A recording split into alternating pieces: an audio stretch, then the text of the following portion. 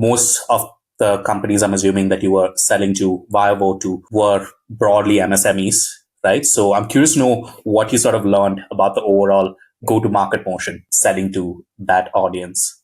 Yeah, I think, and this has gone back almost 9-10 years, right? And at that point, there weren't very strong, kind of credit scoring mechanisms available. This was a highly unorganized sector.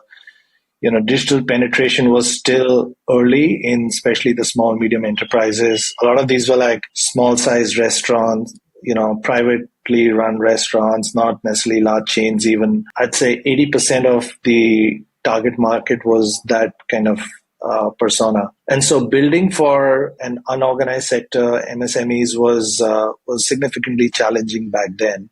And so you really had to rely on building some of the ground up plumbing and decision-making systems on how to drive behaviors, how to get better judge of offering credit to MSMEs and things like that.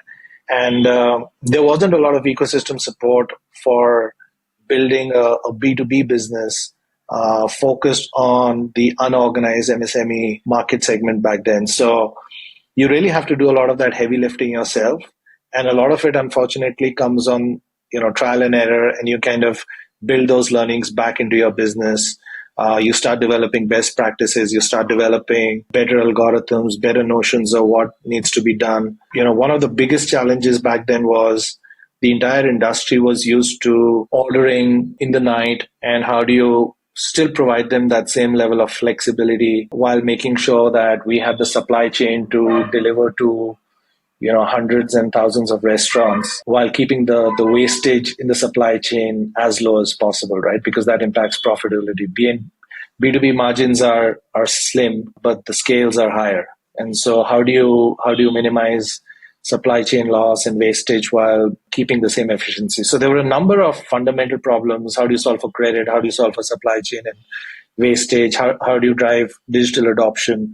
These kinds of challenges are far easier today because MSMEs are used to. There are multiple platforms already built that they're accustomed to using. None of this existed 10 years ago. And so I think those were some of the early challenges that I had to grapple with. Thank you for watching. If you enjoyed this clip, do like and subscribe. To watch the full episode with Dhruv, the founder of Zomato Hyperpure and Rize.farm, click on the video here.